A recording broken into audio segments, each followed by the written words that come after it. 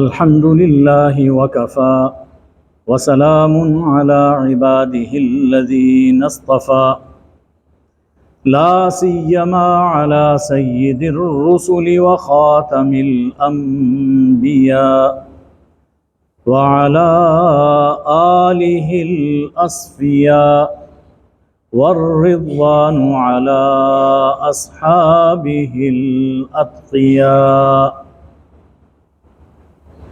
أما بعد فأعوذ بالله من الشيطان الرجيم.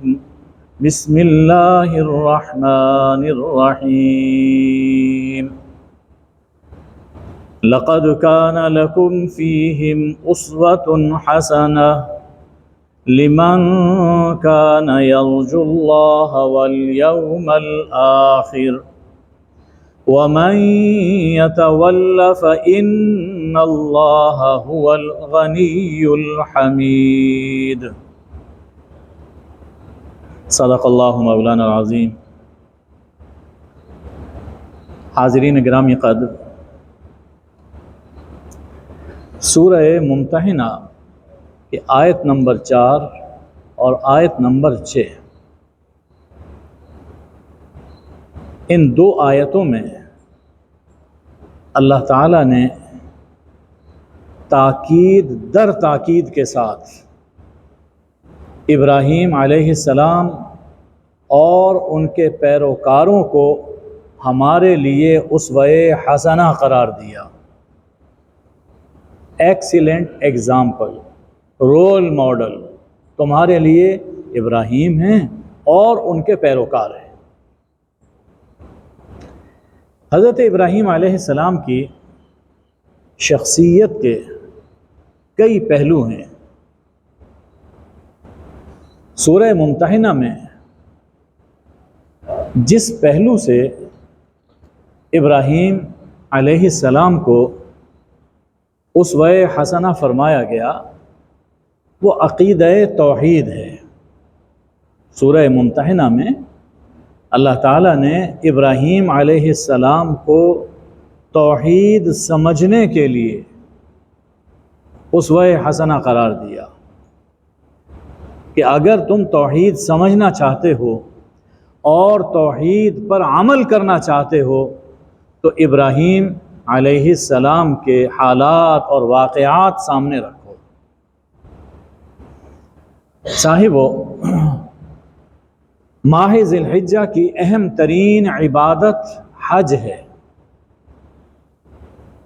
اور حج دراصل ابراہیمی توحید کی عملی یادگار ہے. حج میں سراسر توحید ہی توحید ہے. ابراہیم علیہ السلام نے جس ادا سے توحید کا اعلان فرمایا، توحید کا اظہار فرمایا، حج اسی کی یادگار ہے. اور رسول اللہ صلی اللہ علیہ وآلہ وسلم نے عشرہ ذی الحجہ میں، جس عشرے سے ہم گزر رہے ہیں، اس میں حضور صلی اللہ علیہ وآلہ وسلم نے تلقین فرمائی کہ کثرت سے لا الہ الا اللہ، اللہ اکبر، الحمدللہ کہا کرو. یہ کلمات در حقیقت توحید ہیں. گویا آپ تلقین یہ فرما رہے ہیں کہ یہ دن اپنے دلوں میں توحید کا نور پیدا کرنے کے لیے ایام ہے. اس میں توحید کی تربیت حاصل کیجئے اور عقیدہ توحید کو اپنے ذہنوں میں تازہ کیجئے. اس مناسبت سے آج قرآن مجید کی روشنی میں عقیدہ توحید کے احیاء اور اشاعت کے لیے ابراہیم علیہ السلام کی جد و جہد کا ذکر کیا جا رہا ہے. یہ بہت اہم چیزیں ہیں کہ توحید کیا ہے اور شرک کے ماحول میں توحید کی شمع کیسے جلائی جاتی ہے اور پھر توحید کا نور دنیا میں کیسے پھیلایا جاتا ہے۔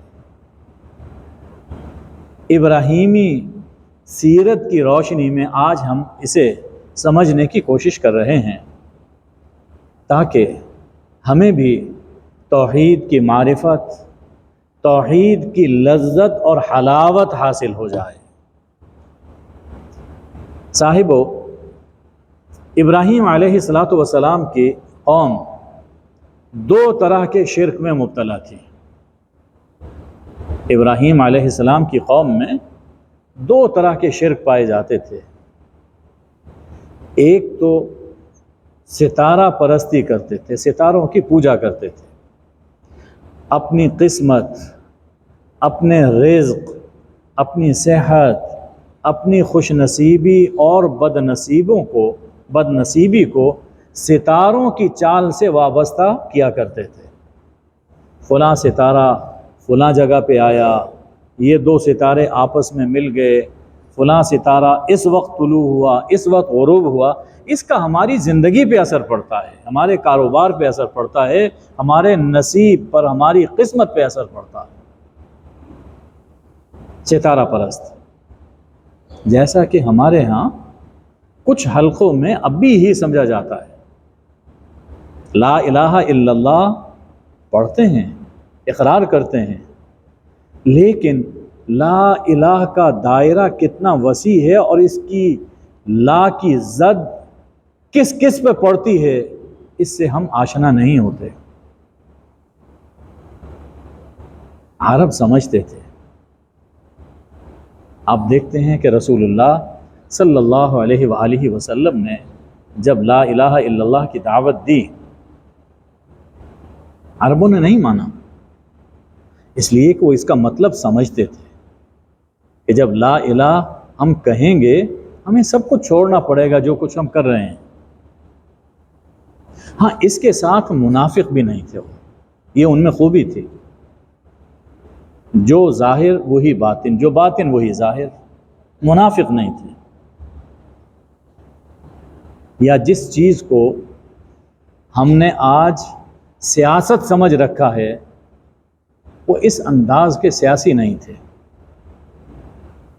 جب سمجھتے تھے کہ ہمیں چھوڑنا پڑے گا، ہم چھوڑ نہیں سکتے، تو نہیں مانا، اور جب مانا تو پھر جو بت اپنے ہاتھوں تراشے تھے سب کے سامنے انہیں چکنا چور کر دیا، انہی بتوں کو توڑ دیا۔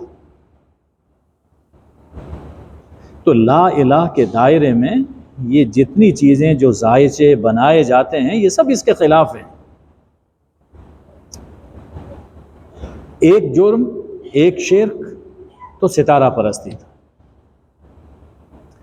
اور دوسرا شرک بت پرستی کرتے تھے، ستارہ پرستی اور بت پرستی۔ ستارہ پرستی کے حوالے سے سورہ انعام آیت نمبر 76 سے 81، آیت نمبر 76 to 81، اسے پڑھیے، تلاوت کیجیے، یعنی غور سے پڑھیے، اپنے گھر میں اس کی تلاوت کیجیے اور سمجھیے کہ اس میں اللہ نے کیا باتیں ہمیں سمجھائیں۔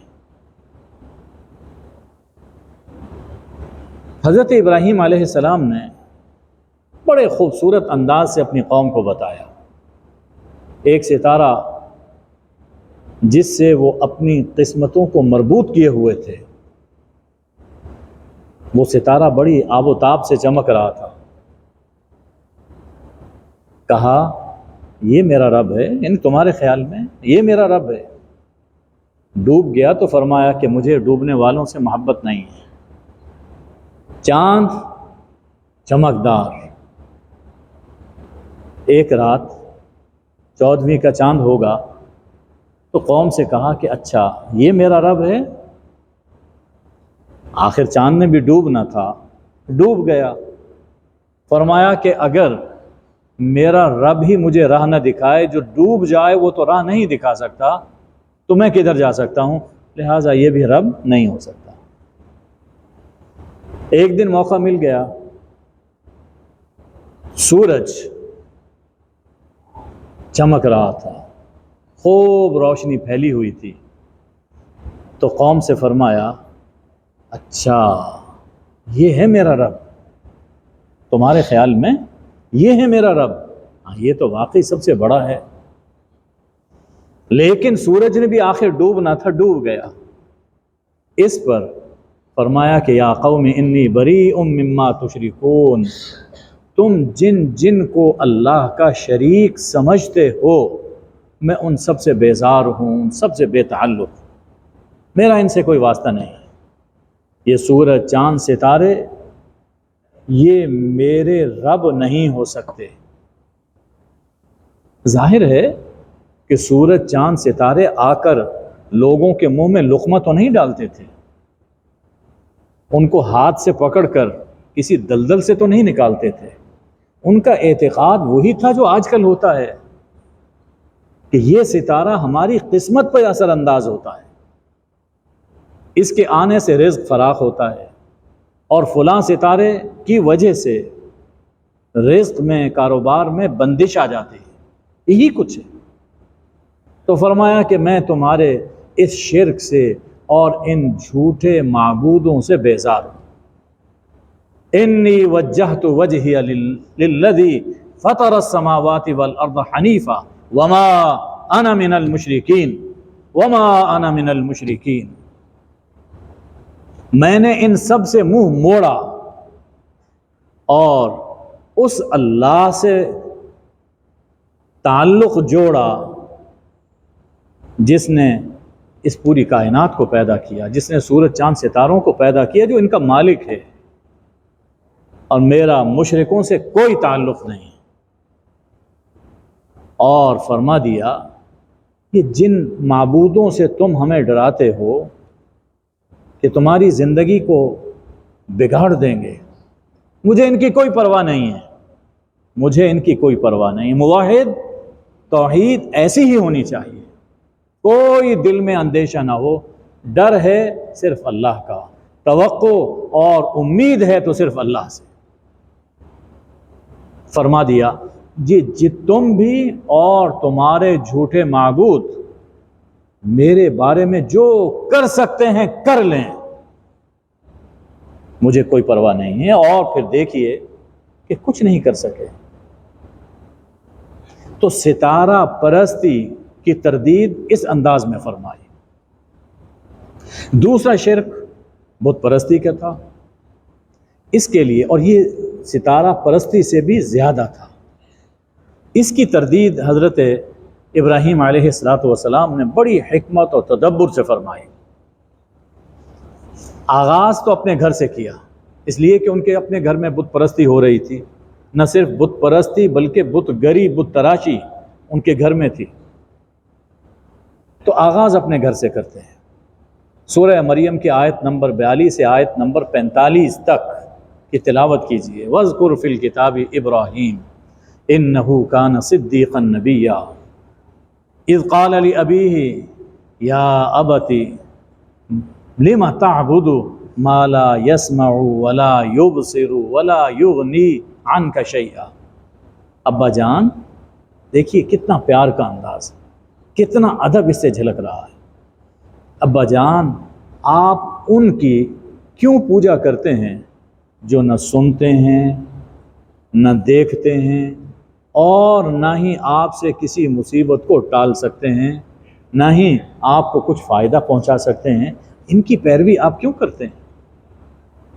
یا ابت لا تعبد الشیطان ان الشیطان للرحمن عصیہ۔ ابا جان در حقیقت شیطان نے آپ کو اس راہ پہ لگایا ہے، تو آپ شیطان کی بات نہ مانیے، شیطان کی پوجا نہ کیجیے۔ شیطان رب کا نافرمان ہے، آپ اگر اس کی راہ پہ چلیں گے رحمان کے نافرمان ہو جائیں گے۔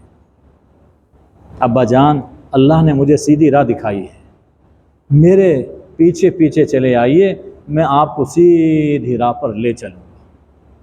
تو کتنا سوز ہے اور اس کے ساتھ ادب ہے۔ یہ ہے توحید بیان کرنے کا انداز۔ دیکھیے کوئی کسی گناہ میں مبتلا ہے، کفر میں ہے، شرک میں ہے، کسی بڑے سے بڑے گناہ میں مبتلا ہے، وہ بیمار ہے، وہ بیمار ہے۔ ڈاکٹر کو مرض سے نفرت ہوتی ہے، مریض سے نفرت نہیں ہوتی۔ تو جیسے ڈاکٹر کسی مرض کا علاج کرتا ہے، اسی طرح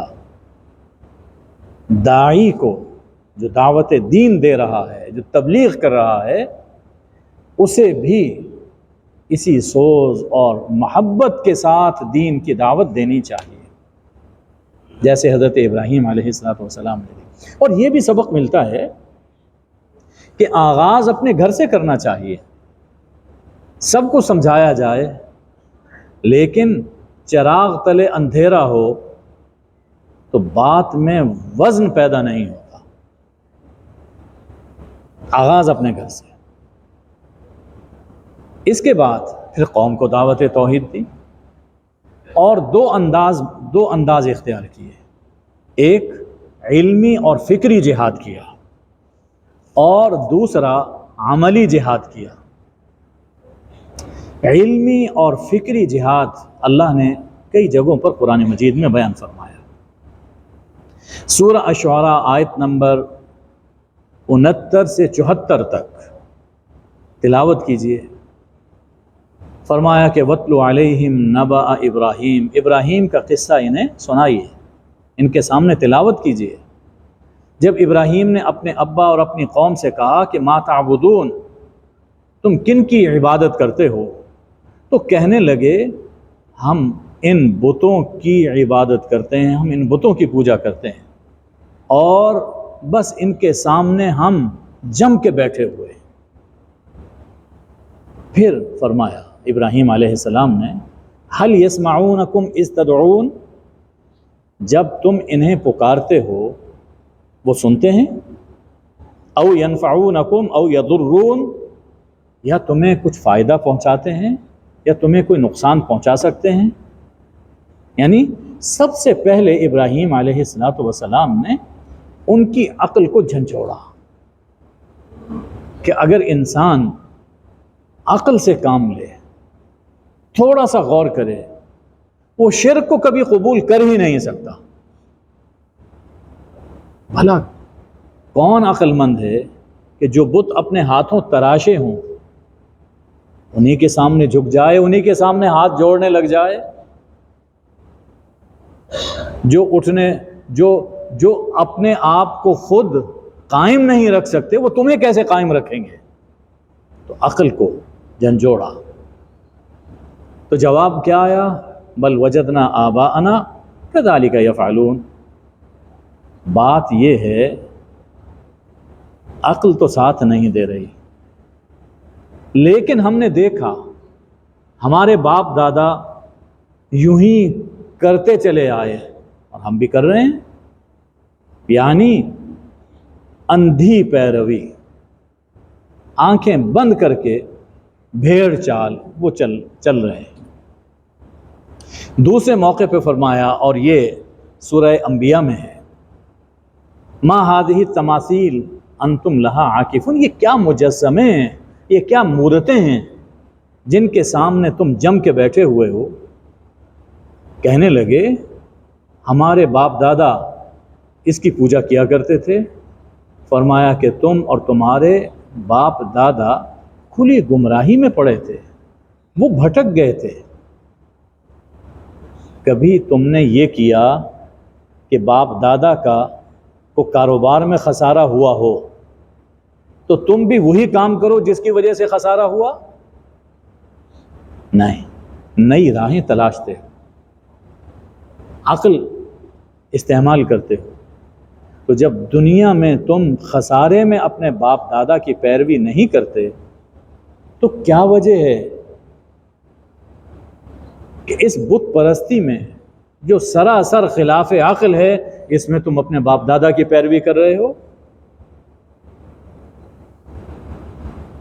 کہنے لگے آپ کیا سچی بات کہہ رہے ہیں یا مذاق کر رہے ہیں ہم سے؟ آج تک ایسی بات کسی نے نہیں کہی کہ یہ بت کچھ نہیں کر سکتے۔ آپ حق پیش کر رہے ہیں یا ہم سے مذاق کر رہے ہیں؟ کہنے لگے، حضرت ابراہیم علیہ السلام نے فرمایا یاد رکھو کہ تمہارا رب وہی ہے جو آسمانوں اور زمین کا رب ہے اور جس نے پوری کائنات کو پیدا کیا ہے، اور میں اس پر گواہ۔ تو فکری طور پر سب سے پہلے انسان کی عقل اور فکر کو دعوت دینی چاہیے کہ ذرا غور کرو، سوچو۔ جب یہ مرحلہ گزر گیا تو اب ابراہیم علیہ السلام نے اس بت پرستی کے خلاف عملی جہاد کا آغاز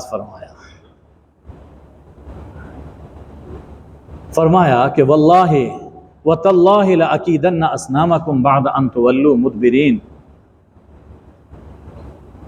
ان لوگوں کے ہاں اینول فیسٹیولز ہوتے تھے، جیسے ہمارے ہاں میلے ہوتے ہیں، وہاں بھی ہوا کرتے تھے۔ تو کہنے لگے کہ اللہ کی قسم، تم جب چلے جاؤ گے نا میلے پر اور میدان خالی ہوگا تو میں ان بتوں کی خبر لوں گا، تمہارے خداؤں کی خبر لوں گا۔ چلے گئے۔ یہ باتیں انبیاء میں، صافات میں مذکور ہیں۔ جب چلے گئے تو ابراہیم علیہ السلام ان کے خداؤں پر پل پڑے۔ فرمایا، ان بتوں سے کہا کھاتے کیوں نہیں ہو؟ دیکھو کتنے بہترین کھانے تمہارے سامنے پڑے ہوئے ہیں، مکھیاں آ کے کھا رہی ہیں، تم نہیں کھا رہے۔ الا تاکلون ما لکم لا تنطقون۔ اور نالائکو، کھاتے نہیں ہو، کم از کم بتاؤ تو صحیح، پیٹ تمہارا خراب ہے، کیوں نہیں کھا رہے؟ ما لکم لا تنطقون، بولتے کیوں نہیں ہو؟ ظاہر ہے کہ جواب کیا آنا تھا۔ ابراہیم علیہ السلام نے کلہاڑا اٹھایا اور جتنے خدا تھے ان سب کی دل کھول کر مرمت فرمائی۔ فجعلہم جزازا، سب کو زخمی کر دیا، کسی کا بازو توڑا، کسی کی ناک توڑی، کسی کے پاؤں توڑ دیے، سب بیچارے زخمی پڑے ہوئے ہیں۔ الا کبیرا، مگر وہ جو لاٹ تھا ان کا اسے چھوڑ دیا، اس بڑے کو کچھ نہیں کہا۔ اور اس لیے نہیں کہا لعلہم الیہ یرجعون، تاکہ وہ آئیں تو اس بت کی طرف رجوع کریں اور اس سے پوچھیں کہ کیا ہوا۔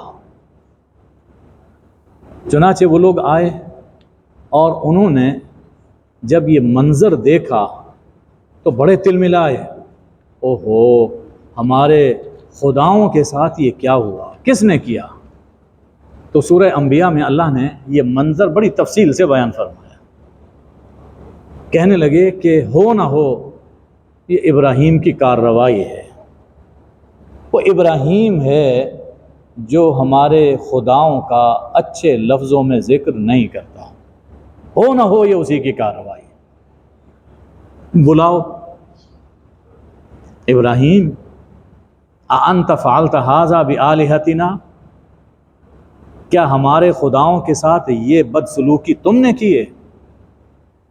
ابراہیم علیہ السلام نے کہا منظر تو دیکھو، یہ سب زخمی پڑے ہیں، لیکن یہ جو بڑا بیٹھا ہوا ہے اسے کچھ نہیں ہوا، اور کڑھاڑا اس کے کندھے پر ہے۔ تو قرائن کیا بتا رہے ہیں؟ ان کی آپس میں کوئی کشمکش ہو گئی، کچھ کھانے پر جھگڑا ہو گیا ہوگا، تو لگتا ہے کہ چونکہ بڑا ہے اس نے ان چھوٹوں کی مرمت کی۔ بل فعلہ، ہاں کیا جس نے کیا، کبیرہم ھذا، بڑا یہ ہے، فاسألوہم ان کانوا ینطقون، ذرا ان چھوٹوں سے پوچھو کہ تمہارا یہ حلیہ کس نے ٹائٹ کیا، ان سے پوچھو۔ اب نہ بڑا بولے نہ چھوٹا بولے۔ فرجعوا الی انفسہم، سر جھکا لیا،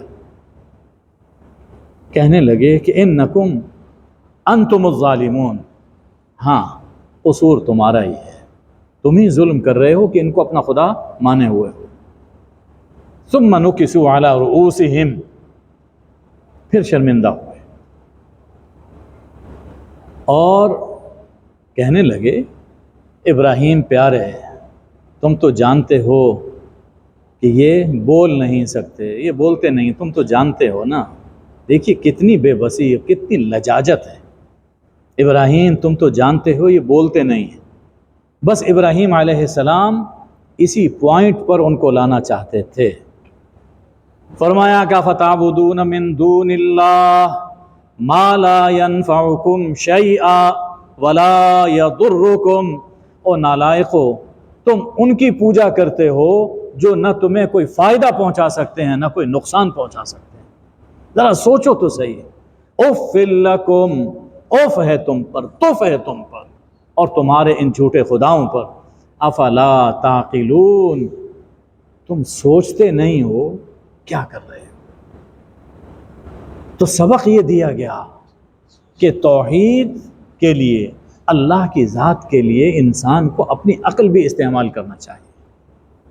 اسی لیے توحید کا معاملہ ایسا ہے کہ اگر انسان تھوڑا سا بھی غور و فکر کرے، اللہ کو انسان پالے گا، اور اس بات کو پالے گا کہ اس کائنات کا صرف ایک ہی خدا ہے، ایک ہی مالک ہے، ایک ہی خالق ہے۔ تھوڑا سا انسان غور کرے۔ اس لیے ان تمام واقعات میں اللہ تعالیٰ نے بار بار عقل استعمال کرنے کی دعوت دی ہے۔ اور اس سے یہ بھی معلوم ہوتا ہے کہ کبھی کبھار توحید بیان کرنے کے لیے، توحید کو ثابت کرنے کے لیے عملی قدم بھی اٹھانا پڑتا ہے۔ قوم کو سمجھایا، گھر کو سمجھایا، قوم کو سمجھایا۔ ابراہیم علیہ السلام کی آواز قوم سے گزر کر بادشاہ تک پہنچ چکی تھی۔ اس کا ذکر بھی اللہ نے قرآن مجید میں فرمایا، سورہ بقرہ میں آیت نمبر 258، الم تری الی الذی حاج ابراہیم فی ربہ ان آتاہ اللہ الملک۔ دیکھو تو صحیح، وہ کیسا آدمی تھا جو ابراہیم سے ان کے رب کے بارے میں جھگڑ رہا تھا۔ اور کیوں جھگڑا کر رہا تھا؟ کہ اللہ نے اس کو ملک دے رکھا تھا، اس کے پاس حکومت تھی، اقتدار تھا، اور اس نشے میں مست تھا، اور یہ سمجھتا تھا کہ رب بھی میں ہی ہوں۔ جب ابراہیم نے کہا کہ ربنا اللہ، ربی اللہ، تو جھگڑنے لگ گیا۔ ابراہیم علیہ السلام نے کہا میرا رب وہ ہے جو زندہ کرتا ہے اور جو موت طاری کرتا ہے۔ تو جواب میں کہا انا احیی و امیت، زندہ میں کرتا ہوں، میں زندہ کرتا ہوں اور میں مارتا ہوں۔ ابراہیم علیہ السلام سمجھ گئے عقل سے پیدل ہے، یہ نہیں سمجھتا کہ موت کیا ہے، زندگی کیا ہے۔ کسی کو قتل کر دینا یہ موت نہیں ہے۔ موت تو یہ ہے کہ ظاہری کوئی سبب نہیں ہے، ساری دنیا اسے بچانے کی کوشش کر رہی ہے، لیکن اللہ نے فرمایا کہ وقت پورا ہو گیا، اللہ نے اسے اپنے پاس بلا لیا۔ یہ ہے موت۔ لیکن چونکہ بات کو نہیں سمجھ رہا تھا تو حضرت ابراہیم علیہ السلام نے دلیل بدل دی، فرمایا کہ میرا رب وہ ہے جو مشرق سے سورج طلوع کرتا ہے، مغرب میں غروب کرتا ہے۔ اب اس کا جواب نہیں دے سکا۔ کیسے جواب دیتا؟ اگر کہتا کہ میں اس کا الٹ کر سکتا ہوں تو نہیں کر سکتا تھا۔ فَبُهِتَ الَّذِي كَفَرَ، اس کی زبان بند ہو گئی، لاجواب ہو گیا۔ وَاللَّهُ لَا يَهْدِي الْقَوْمَ الظَّالِمِينَ، اور اللہ ظالموں کو راہ نہیں دکھاتا۔ تو یہ جو بادشاہ تھا اپنے آپ کو خدا سمجھتا تھا، ابراہیم علیہ السلام نے دلیل اور حکمت کے ساتھ اسے لاجواب کر دیا۔ وہ یہ سمجھایا کہ جیسے ستارے اور سورج، چاند اور بت خدا نہیں ہو سکتے، اسی طرح انسان خواہ وہ کتنے ہی اقتدار و اختیار کا مالک ہو، خدا نہیں ہو سکتا۔ اب بھی جو اقتدار و اختیار حاصل ہونے پر اپنے آپ کو خدا سمجھنے لگے، خواہ زبان سے اس کا اظہار کرے یا نہ کرے، وہ نمرودی ذہنیت کا مالک ہے، فرعونی ذہنیت کا مالک ہے۔ اب یہ کہ اظہار کرے نہ کرے تو کیسے پتہ چلے کہ اس کا ذہن ٹھیک ہے یا بگڑ گیا؟ یہ اس کے عمل سے پتہ چلتا ہے کہ جب وہ اللہ کے حکم کے خلاف اپنا حکم چلانے کی کوشش کرتا ہے تو اس کا معنی یہ ہے کہ یہ اللہ کو نہیں مانتا، یہ صرف اپنے آپ کو مانتا ہے اور اپنا آپ منوانا چاہتا ہے۔ اس کے اندر ایک نمرود بیٹھا ہوا ہے۔ یہ واقعہ سورہ بقرہ میں آیت الکرسی کے بعد بیان ہوا ہے، اور آیت الکرسی کا حاصل یہی ہے کہ حقیقی اقتدار و اختیار صرف اللہ کا ہے۔ اور تو یہ واقعہ بیان کر کے اللہ نے یہ سمجھا دیا کہ بادشاہ کتنا ہی طاقتور ہو، مشرک ہے تو بالآخر رسوا اور تباہ ہوگا۔ صاحبو، ابراہیم علیہ السلام نے صرف بتوں کو توڑا ہی نہیں بلکہ ان کے پجاریوں اور عقیدت مندوں سے لا تعلقی اور بیزاری کا اعلان بھی کیا۔ بھلا یہ کیسے ہو سکتا ہے کہ ایک شخص اللہ کا دوست ہے اور اس کا وفادار اپنے آپ کو کہتا ہے، اور پھر وہ اللہ کے دشمنوں سے بے تکلف رہے اور اس سے پیار اور محبت بھی رکھے؟ یہ روش اللہ نے ہمارے لیے بھی پسند فرمائی۔ اگر تم میرے ہو تو پھر میرے بن کر رہو، جو میرے دشمن ہیں ان سے تمہارا مودت اور محبت کا برتاؤ نہیں ہونا چاہیے۔ اسی معاملے میں فرمایا کہ ابراہیم اور ان کے پیروکار تمہارے لیے اسوہ حسنہ ہیں۔ ابراہیم علیہ السلام نے یہ کہہ دیا تھا، انا براء منکم ومما تعبدون من دون اللہ، ہم تم سے بھی بیزار، تمہارے جھوٹے خداؤں سے بھی بیزار۔ کفرنا بکم وبدا بیننا وبینکم العداوۃ والبغضاء ابدا حتی تؤمنوا باللہ وحدہ، ہمارے اور تمہارے درمیان یہ عداوت ظاہر ہو گئی کہ ہم اللہ کو ماننے والے، تم ان جھوٹے خداؤں کو ماننے والے، ہمارا اور تمہارا، ہماری اور تمہاری نبھ نہیں سکتی، ہمارا تمہارا تعلق ہو نہیں سکتا، ہم بیزار ہیں تم سے۔ اور یہ ہمیشہ ہمیشہ کے لیے ہے، جب تک تم لا الہ الا اللہ کا اقرار نہیں کر لیتے، ہمارا اور تمہارا تعلق ختم ہے۔ ہمارے لیے یہ فرمایا قد کانت لکم اسوۃ حسنہ، ابراہیم اور ان کے پیروکار اس توحید میں اور اپنی عملی زندگی میں تمہارے لیے اسوہ حسنہ ہے، اس بارے میں کسی کی پرواہ مت کرو۔ یہ دیکھو رمی ہو رہی ہے، رمی ہوگی، یہ رمی کس جذبے کا اظہار ہے؟